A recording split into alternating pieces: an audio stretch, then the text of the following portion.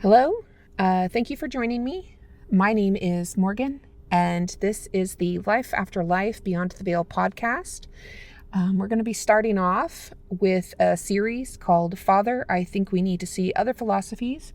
It is a 3-part series, so we're going to go ahead and do part 1, A Daughter's Odyssey from Conventional Religion to Enlightenment, and the Freedom Found from Becoming a Believer of Everything. She felt so alone. That in itself was the thing that made this birthday different than all the others. Never mind she'd suffered the isolation before, an old friend that no longer cut. Her books were her companions. They never let her down. Never mind that this wasn't the first birthday forgotten by those that should have remembered. This was now a ritual in itself. Never mind that there'd be no party, no presents, and no special dinner. That too felt all too common. No, this was the first birthday she was saturated in the loneliness of it all. There'd be no books to busy her mind, no TV to silence the absence. Her old friends wouldn't be coming to her aid this time. She'd never been so alone in her life. It was a physical thing. The quiet held a weight that pressed and suffocated. She could end this whole experience with the push of a button. A single button. Instantly, she could have a cacophony of voices filling her ears so that she'd be too inundated to feel anything. Words jumping off of a page to paint a world of passions and a life lived as one could desire. But she resisted. Her own battered hope the only thing holding her back. She had to do this. She couldn't fail. Not again. Not like so many times before. So she laid down to rest. The constant barrage against her own will, depleting her quickly and consistently. The remaining afternoon light streamed golden through the screen door. A light rain played against the tin roof. Birds flitted from one cypress to another as they prepared to bed down for the evening, their calls a pleasant serenade. The river, a sonorous roar beneath it all. It would have been marked as a perfect moment in a lifespan of memories if the scene wasn't saturated in a film of isolation, sorrow, and fear. Her struggles finally turned to the soft inhales and exhales that marked a light slumber. No dreams were forthcoming. Morgan. Morgan. The honeyed tones that lovingly embraced her name called her slowly forth from the respite the nap had given. She knew those voices, felt as familiar to her as her own home, a sanctuary offered in 2 words that coursed bone deep. She was rescued. They waited her, surrounding the couch she now rested upon, their calls heralding the obvious celebrations to come. But how did they get in? She'd locked the door, hadn't she? Her husband must have executed the whole thing, giving access to her relatives so that they might surprise her. And surprise her they did. What a sweet man for putting this together. All of this, thought of in the span of a moment as she opened her eyes and lunged up to greet her very welcomed guests. But no one stood there waiting on her to awaken.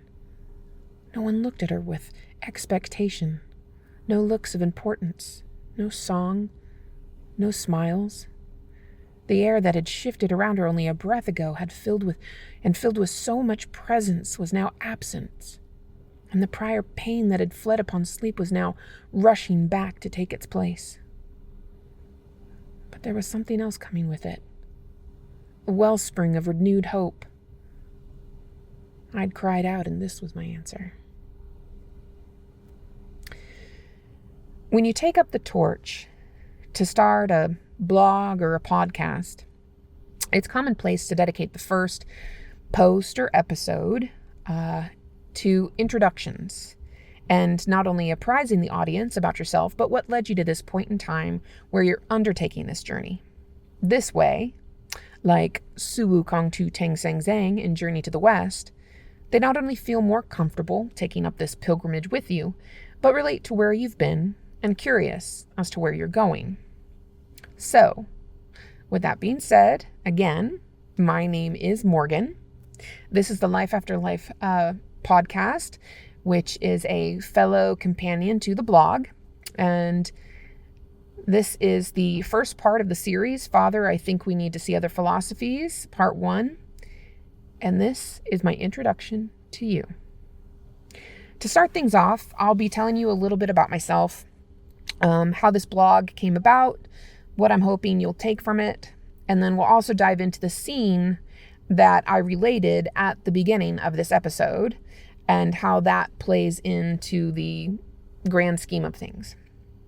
First things first, I do not currently have any one religious denominational leaning, nor do I see myself returning to any.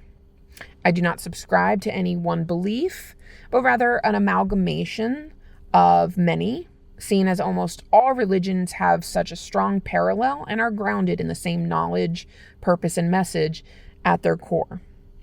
I have not gone to seminary school, nor have I gone to school for theology, philosophy, Bible study, etc. I have no certificates and no church I currently attend or call my own. I have also not asked any clergymen if I should be speaking on scripture when I do, or if I have the knowledge to speak on the topics that I'll be touching on. You may now, at this very moment, be asking yourself, well, then what can I possibly learn from you? I will hopefully assuage you of any doubt and answer your questions with the following so that you may not just tread where I lead, but join me in this odyssey of illumination and exploration. I hope. So my father passed away very recently. He passed away in the latter end of October 2023. So as I'm recording this episode, I have just, celebrated. Celebrate is a weird way to say it, but I've just been through his 1-year anniversary of his passing. My father was a preacher. It wasn't something that he dedicated his whole life in pursuit of, but he found in his latter years, up until then, he had been a computer engineer. When he became a preacher, which was in his 60s, he only passed away a decade later. So unfortunately, there was very little time what he wanted to accomplish. He went after preaching like he did many things in his life. Full bore, pedal to the metal to the pedal. Just dedicated and preparing every minute of the day and night. Sometimes to the detriment of himself, which my mother was not happy about. He didn't go to formal schooling either, but he did receive his certificate and confirmation from his then pastor. I remember his sermons were imbued with knowledge and history. He wanted his parishioners to sit in the depth of the Bible, to not just hear, but to understand the language that graced the pages, the land plotted, and the very drive, will, and faith of those who had transcribed the word. He was a man of context.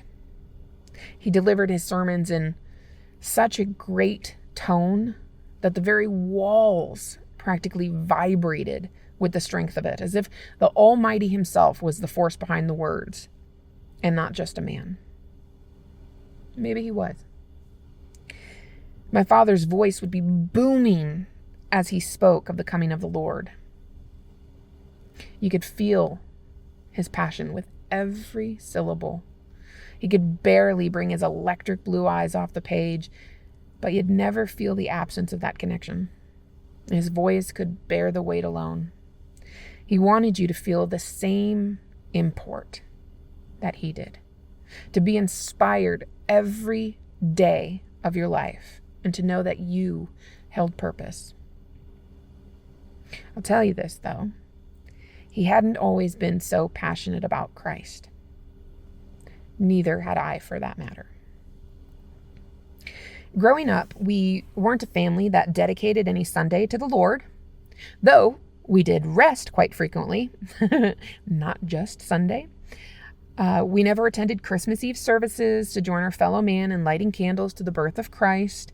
We did the bare minimum, which would be dressing up in new clothes and attending church on Easter Day or Easter morning, but no more.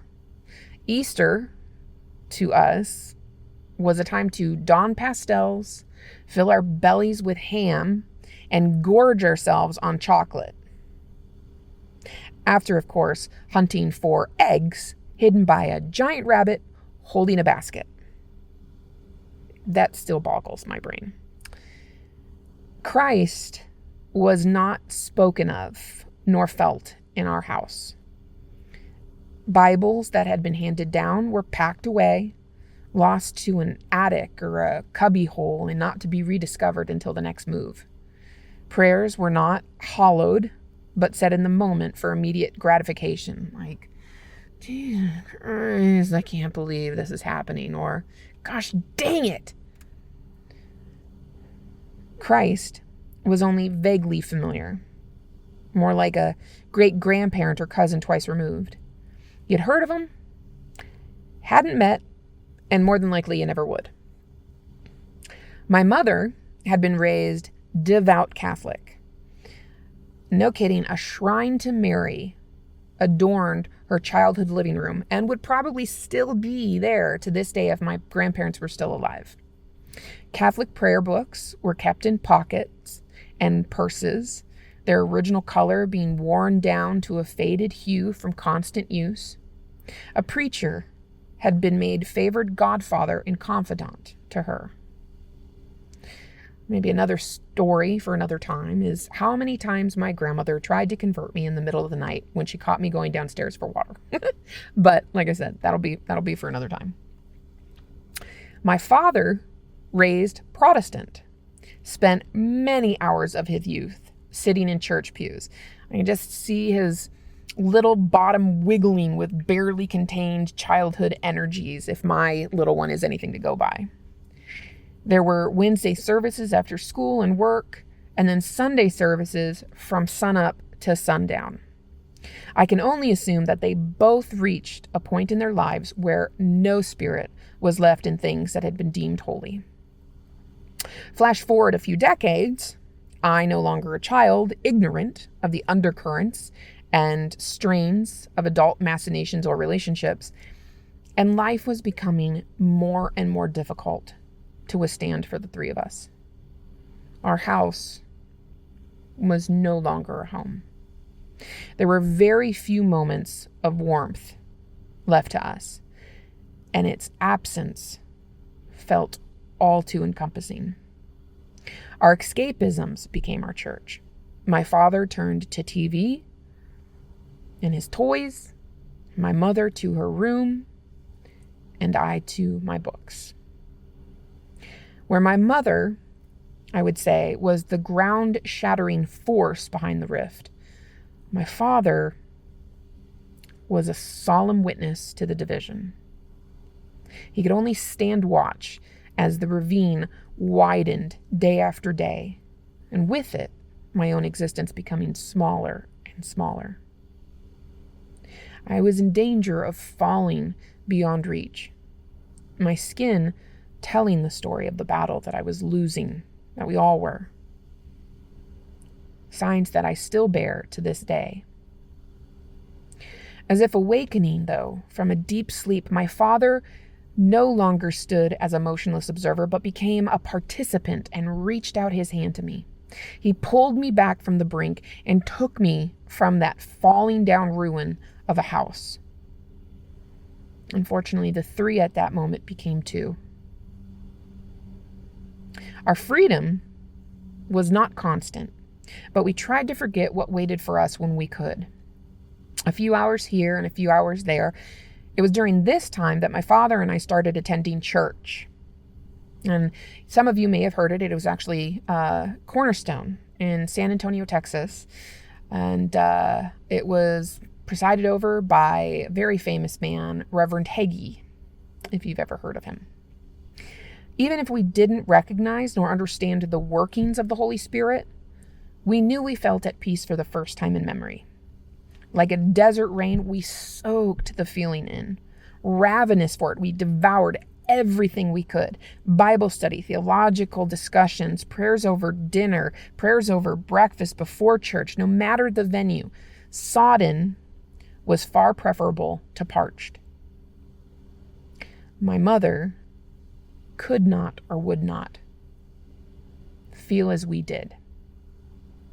She would not participate. I believe that her wounds were still too raw and festering. My father and I were baptized together during my 16th year. It was definitely a wonderful experience. I can still see it in my head, clear as day. To our joint surprise, my mother actually came to bear witness. We didn't know it until afterwards because she chose a pew in the far back rather than the section reserved for family and friends. It was a good day. One of my most important. I still consider it a blessing and hold tight to the memory and the meaning. It is something the three of us will always share. It was the last thing the three of us would share. Soon after, my parents got a divorce, and my father and I started our new lives as Christians. I believe our baptism and my salvation was truly the catalyst that shaped my father's views and future preaching style, along with a healthy dose of Reverend Hagee. So as we reach the end of this first episode, I'm going to pose this question.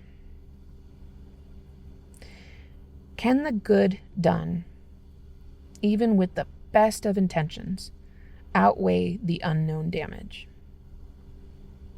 I don't know. The farthest ripples are still unseen. So that is all for now. Thank you so much for listening to me. I hope you have found some inspiration and you join me again next time. I will pick the story back up with Father, I Think We Need to See Other Philosophies, Part 2. And so happy years, happy tears, and cheers, my friends.